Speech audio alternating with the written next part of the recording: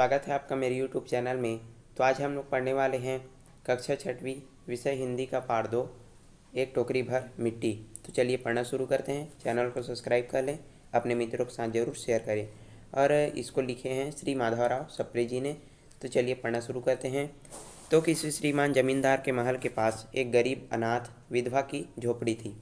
तो यहाँ पर बताते हैं कि कोई जमींदार रहता है, तो उसके महल के पास एक गरीब अनाथ और एक विधवा की झोपड़ी थी। तो जमींदार साहब ने विधवा से बहुतेरा कहा कि अपनी झोपड़ी हटा ले, पर वह तो कई ज़माने से वहाँ पर बसी थी। तो जमींदार रहता है, वो क्या बोलता है कि बहुत बार उसको उस विधवा जो महिला रहती है उसको बोलता है कि यहाँ से तुम अपनी झोपड़ी हटा लो। और वो जो है जमींदार उसको बार बार बोलता रहता है, लेकिन फिर भी वो जो विधवा रहती है वो उसकी बात को नहीं मानती। क्योंकि वो कई ज़माने से वहाँ पर जो है बसी हुई थी अपनी झोपड़ी में। उसका पति और इकलौता पुत्र भी उसी झोपड़ी में मर गए थे। तो जो उसका पति था, जो महिला का जो पति था और उसका जो पुत्र था, वो उस झोपड़ी में क्या हो गए थे, उनकी मृत्यु हो गई थी। और पतोहू भी एक 5 बरस की कन्या छोड़कर चल बसी थी। और उनकी जो बहू थी, पतोहू यानी कि उनकी जो बहू थी, जो वृद्ध महिला थी, तो उनकी जो एक बहू थी और उनकी एक क्या थी, 5 बरस की कन्या यानी कि उनकी पोती थी। तो उसको भी वो छोड़ करके चल बसी थी, यानी कि उनकी बहू की भी मृत्यु हो चुकी थी। तो मात्र वो वृद्ध महिला और उनकी जो पोती है वो वहाँ पर जो है रहा करती थी, उस झोपड़ी में निवास करती थी। अब यही उसकी पोती इस वृद्ध काल में उसका एकमात्र आधार थी। तो उसकी जो पोती थी, 5 बरस की उसकी जो पोती थी, वो उस वृद्ध महिला की क्या थी, एकमात्र सहारा थी, एकमात्र क्या थी, आधार थी। जब कभी उसे अपनी पूर्व स्थिति की याद आती तो मारे दुख के फूट फूट कर रोने लगती थी। और जब से उसने अपने श्रीमान पड़ोसी की इच्छा का हाल सुना तो वह तो मृत प्राय हो गई थी। तो वो जो बुढ़िया थी, वृद्ध महिला थी, वो जो है अपने पूर्व स्थिति यानी कि अपने पति, इकलौते पुत्र और अपने पतोहू को याद करती थी। तो जो है दुख के मारे क्या होने लगती थी, फूट फूट कर रोने लगती थी, यानी कि वो बहुत अधिक जो है क्या हो जाती थी, दुखी हो जाती थी और बहुत अधिक रोने लगती थी। और उसको बहुत दुख तब होता था जब जो है वो अपने पड़ोसी जो श्रीमान यानी कि जो ज़मींदार थे उसकी बात को सुन लेती थी। वो जो है बोला करता था कि तुम यहाँ से अपनी झोपड़ी को छोड़कर चली जाओ। तो वो जो है इसको सुन करके वो जो वृद्ध महिला थी वो कैसी हो जाती थी, बहुत ही दुखी हो जाती थी, मृत पाय यानी कि मरने जैसी वो जो है महसूस करती थी। उस झोपड़ी में उनका मन लग गया था, यानी कि वो बहुत वर्षों से वहाँ पर निवास करती आ रही थी, बहुत दिनों से वहाँ पर रह रहे थे। तो इस कारण से उनका जो है मन वहाँ पर जो है उस झोपड़ी में लग गया था, उस वृद्ध महिला का। बिना मरे वह वहाँ से निकलना नहीं चाहती थी। तो वो जो है बताया गया है यहाँ पर कि वो जो है बिना मरे वो वहाँ से निकलना ही नहीं चाहती थी। ऐसा जो है वृद्ध महिला बोला करती थी कि मैं जो है मरने के बाद ही इस झोपड़ी से क्या करूँगी, छोड़ूंगी, इस झोपड़ी से निकलूँगी। श्रीमान के सब प्रयत्न निष्फल हो गए, तब वे अपनी ज़मींदारों वाली चाल चलने लगे। तो जब जो है श्रीमान उसको, ये जो ज़मींदार हैं, यहाँ पर चित्र के माध्यम से समझ सकते हैं, ये हो गया आपका ज़मींदार, वृद्ध महिला है। तो ये जो ज़मींदार है जब पूरे प्रयत्न कर लिए और कोई भी उसका प्रयत्न सफल नहीं हुआ उस वृद्ध महिला को झोपड़ी से हटाने के लिए, तब उसने क्या किया कि अपनी ज़मींदारों वाली जो है चाल चलने लगे। बाल की खाल निकालने वाले वकीलों की थैली जो है गर्म करके उन्होंने अदालत में झोपड़ी पर अपना कब्जा कर लिया। तो वो जो है जितने भी वहाँ पर वकील थे तो उनको बहुत सारे पैसे दे दिए और झोपड़ी जो है अपने नाम कर ली, उस वृद्ध महिला की झोपड़ी झूठ से अपने नाम कर ली, असत्य के मार्ग से अपने नाम कर ली। और सभी जो जितने भी वहाँ पर वकील थे उनको थैली गरम कर दिए, यानी कि उनको बहुत सारे पैसे ये जो ज़मींदार था वो दे दिया। तो ये जो बात है वो बहुत बुरी थी। और फिर क्या हुआ कि विधवा को वहाँ से निकाल दिया। बेचारी अनाथ तो थी ही, पास पड़ोस में कहीं जाकर रहने लगी। तो वो क्या हुआ कि जब जो है उसकी झोपड़ी पर कब्जा कर लिया गया पूरी तरह से जमींदार के द्वारा, तो उसने क्या किया कि उस वृद्ध महिला थी, जो विधवा थी, उसको जो है वहाँ से, उसकी झोपड़ी से पूरी तरह निकाल दिया। अब बेचारी जो वृद्ध महिला थी वो तो क्या थी, अनाथ थी, उसका कोई नहीं था। तो वो जो है अपनी पोती के साथ जो है कहीं आसपास में जा कर के रहने लगी। अब एक दिन क्या होता है कि एक दिन श्रीमान उस झोपड़ी के आसपास टहल रहे थे और लोगों को काम बता रहे थे कि इतने में वह विधवा हाथ में टोकरी लेकर वहाँ पहुँच गई। अब एक दिन की बात आती है कि क्या होता है कि वो जो जमींदार होता है वो झोपड़ी के आसपास टहल रहा होता है।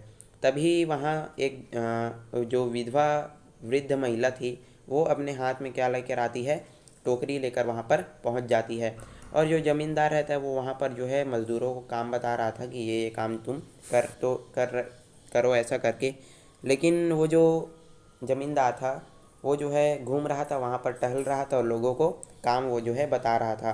तभी वहाँ पर जो वृद्ध महिला थी वो टोकरी लेकर के आ जाती है, विधवा महिला जो है टोकरी लेकर के आ जाती है। श्रीमान ने उसको देखते हुए अपने नौकरों से कहा, तुम उसे यहाँ से हटा दो। अब जैसे ही उस जमींदार ने उस विधवा महिला को देखा जो कि हाथ में टोकरी लेकर वहाँ पहुँची थी, तो जैसे ही उसने देखा तो अपने नौकरों से वो बोलता है कि तुम इस बुढ़िया को यहाँ से हटा दो करके। पर वह गिड़गिड़ा कर बोली, महाराज अब तो यह झोपड़ी तुम्हारी हो गई है, मैं उसे लेने नहीं आई हूँ। तो जैसे ही वो ज़मींदार बोलता है कि तुम इस महिला को यहाँ से हटा दो, तो जो महिला है वो वृद्ध महिला है वो बोलती है कि हे महाराज, ये तो झोपड़ी अब तुम्हारी हो गई है, मैं उसे लेने नहीं आई हूँ ऐसा करके। तो महाराज क्षमा करें, तो एक विनती है। अब वो जो महिला है, वृद्ध महिला, विधवा महिला, वो उनसे विनती करती है कि महाराज एक विनती है आपसे, आप क्षमा करें ऐसा करके। तो जमींदार साहब ने सिर हिलाने पर उससे कहा, जब से यह झोपड़ी टूटी है तो मेरी पोती ने खाना पीना छोड़ दिया है।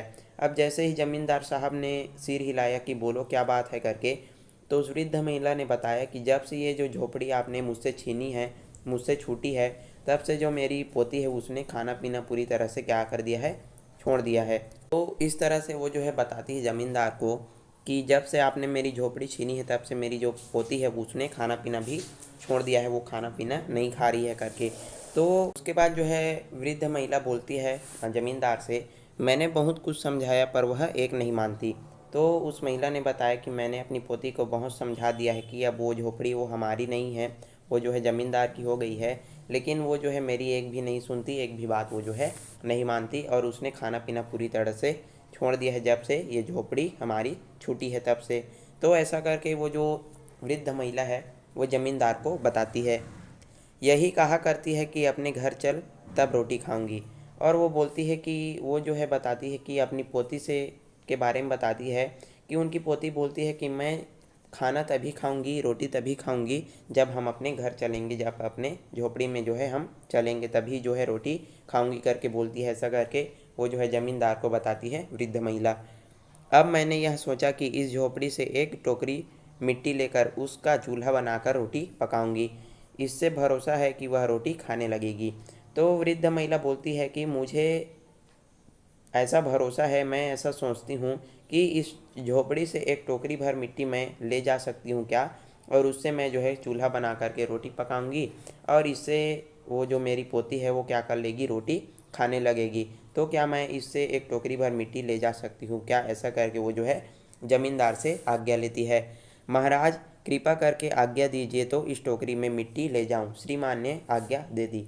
तो जैसे ही उसने आज्ञा दे दे देता है ज़मींदार, तो वो जो महिला है वो टोकरी में मिट्टी ले जाने के लिए क्या हो जाती है, तैयार हो जाती है। एक टोकरी भर मिट्टी वो जो है लेने के लिए तैयार हो जाती है अपने उस झोपड़ी से।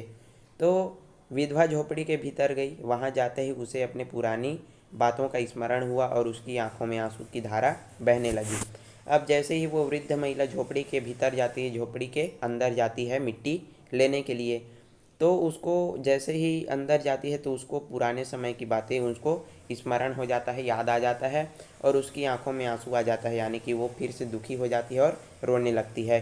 तो वो जो है अपने पति पुत्र और अपनी जो बहू है उनको याद करके क्या हो जाती है, रोने लगती है। अब अपने आंतरिक दुखों को किसी तरह संभाल कर उसने एक टोकरी भर मिट्टी ली और उसे हाथों में उठाकर बाहर ले आई।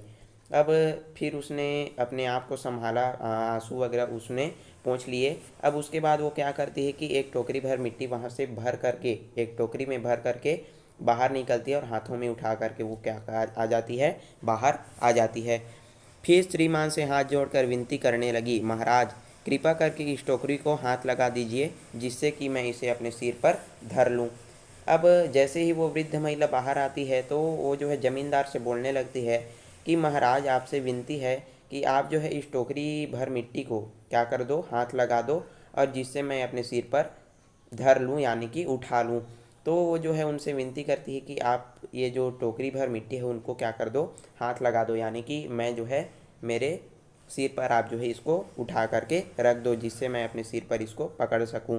तो इस प्रकार से वो जो है उससे विनती करने लगती है महाराज से यानी कि ज़मींदार से। ज़मींदार साहब पहले तो गुस्सा हुए, फिर जब वह बार बार हाथ जोड़ने लगी तो अपने पैरों में गिरने लगी तो उसके मन में भी कुछ दया आ गई। अब पहले तो वो जो ज़मींदार था वो जो है गुस्सा आ गया कि मैं ऐसा नहीं करूँगा, क्यों करूँ मैं ऐसा, क्यों हाथ लगाऊँ मिट्टी भर टोकरी को ऐसा करके। अब वो जो महिला है वो बार बार उसको कहने लगी कि आपको इसको हाथ लगाना होगा, इसको हाथ लगाना होगा। तो और उसके हाथ पर वो जो है पकड़ने लगी, उसको जोड़ने लगी और गिड़गिड़ाने लगी। तो उस ज़मींदार साहब को क्या आ जाती है, दया उस पर आ जाती है और वो जो है राज़ी हो जाता है यानी कि मान जाता है उसको हाथ लगाने के लिए। किसी नौकर से न कह कर आप ही स्वयं टोकरी उठाने आगे बढ़ें। तो वृद्ध महिला बोलती है कि आप कोई भी नौकर को मत बोलिएगा, आप स्वयं ही इस टोकरी को हाथ लगाइए और मेरे सिर पर इसको रख दीजिए, ऐसा करके वो जो है बोलती है। ज्यों टोकरी को हाथ लगाकर ऊपर उठाने लगे त्यों देखा कि यह काम उनकी शक्ति के बाहर है। अब जैसे ही वो जो ज़मींदार है, यहाँ पर जो है इस कहानी का मुख्य भाग यहीं पर आता है।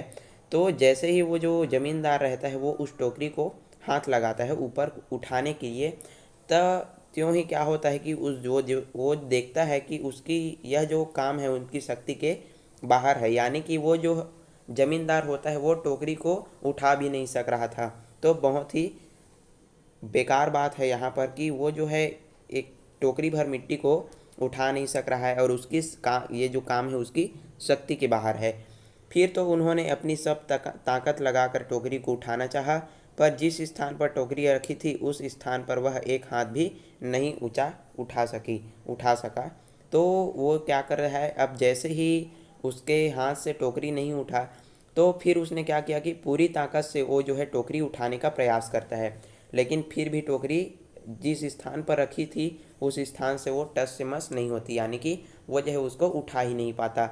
वह लज्जित होकर कहने लगे, यह टोकरी हमसे नहीं उठाई जाएगी। तो फिर ज़मींदार अंत में बोलता है कि ये जो टोकरी भर मिट्टी है वो मुझसे नहीं उठाई जाएगी, यानी कि ये जो काम है मेरी शक्ति के बाहर है। तो आप यहाँ पर देख सकते हैं कि एक वृद्ध महिला जो है पूरी तरह से टोकरी को उठा करके बाहर ले आती है, लेकिन वहीं पर एक ज़मींदार जो है, एक हट्टा कट्टा जो ज़मींदार है, वह उस टोकरी भर मिट्टी को नहीं उठा पाता। तो कितना अच्छा बात ये जो है नहीं है। तो वो जो है क्या हो जाता है, लज्जित हो जाता है और वो बोलता है कि ये जो टोकरी भर मिट्टी है वो मुझसे नहीं उठाई जाएगी। यह सुनकर विधवा ने कहा, महाराज नाराज न हो तो आपसे एक टोकरी भर मिट्टी नहीं उठा जाती, और इस झोपड़ी में तो हजारों टोकरियां मिट्टी पड़ी है। तो उसके बाद जब वो बोलता है कि मुझसे ये टोकरी नहीं उठाई जाएगी, तभी जो वृद्ध महिला है वो बोलती है कि महाराज आप नाराज न हो तो मैं एक बात बोलूँ क्या, ऐसा करके। तो फिर महाराज बोलता है, हाँ बोलो। तो जो महिला है, वृद्ध महिला, वो बोलती है कि आपसे तो एक टोकरी भर मिट्टी नहीं उठाई जा रही है और इस झोपड़ी में तो हजारों टोकरियां मिट्टी हैं, तो उसको आप कैसे उठाओगे, ऐसा करके उसका भार आप जन्म भर कैसे उठा पाओगे, आप इस बात पर विचार कीजिए। तो वो जो वृद्ध महिला है वो बोलती है कि आपसे तो एक टोकरी भर मिट्टी ही नहीं उठाई जा रही है और इस झोपड़ी में तो हजारों टोकरियां मिट्टी है, तो आप उसका जो भार है वो जीवन भर कैसे उठा पाओगे, उसका भार जो है आप कैसे उठा पाओगे, जबकि आप जो है एक टोकरी का भार भी नहीं उठा पा रहे हो। तो ऐसा करके वो जो वृद्ध महिला है वो महाराज को यानी कि ज़मींदार को जो है बोल देती है। ज़मींदार साहब धन मत से गर्वित हो अपना कर्तव्य भूल गए थे। तो जो ज़मींदार थे वो बहुत ही क्या थे, धन मद, यानी कि वो जो है इतने पैसे के चक्कर में वो जो है बहुत ही क्या, मतलब वो उसके पास बहुत सारा धन था, तो वो जो है बहुत ही गर्व महसूस करते थे और अपना जो कर्तव्य थे वो क्या हो गए थे, भूल चुके थे। पर विधवा के कहते हुए वचन सुनते ही उसकी आंखें क्या हो जाती है, खुल जाती है। और जैसे ही उस विधवा ने, उस वृद्ध महिला ने उसको बोला कि आपसे तो एक टोकरी भर मिट्टी नहीं उठाई जा रही है और इस झोपड़ी में तो हजारों टोकरियां मिट्टी है, तो उसका भार आप जन्म भर कैसे उठाओगे। तो ये जो बात सुन करके जो ज़मींदार साहब है उसकी क्या हो जाती है, आंखें खुल जाती है। कृत कर्म का पश्चाताप कर उन्होंने विधवा से क्षमा मांगी और झोपड़ी वापस कर दी। अब अंत में क्या होता है कि वो जो है उसको बहुत पछतावा होता है, पश्चाताप होता है, और उसने क्या किया कि उस वृद्ध महिला से क्या करती है, क्षमा मांगता है वो जो जमींदार रहता है, और उसको उसकी झोपड़ी वापस कर देता है। तो इस प्रकार से यह जो पाठ था एक टोकरी भर मिट्टी हमारा, और इस तरह से ये जो पाठ हमने पूरा पढ़ लिया। तो इसमें बताने का मेन अर्थ यही है कि इसमें हृदय परिवर्तन मुख्य उद्देश्य था इस कहानी का। जो जिस प्रकार से जो है एक वृद्ध महिला ने इस जमींदार का हृदय परिवर्तन किया और अंत में उसकी आंखें खोल दी, यानी कि सत्य के मार्ग में उसको चलाना का प्रयास उसने किया था, जो कि सफल हो गया। तो चलिए आज के लिए बस इतना ही। अगर वीडियो पसंद आए तो लाइक करें, अपने मित्रों के साथ ज़रूर शेयर करें, और मेरे चैनल में नए हैं तो चैनल को सब्सक्राइब ज़रूर कर दें। चलिए मिलते हैं अगले वीडियो में, तब तक के लिए धन्यवाद।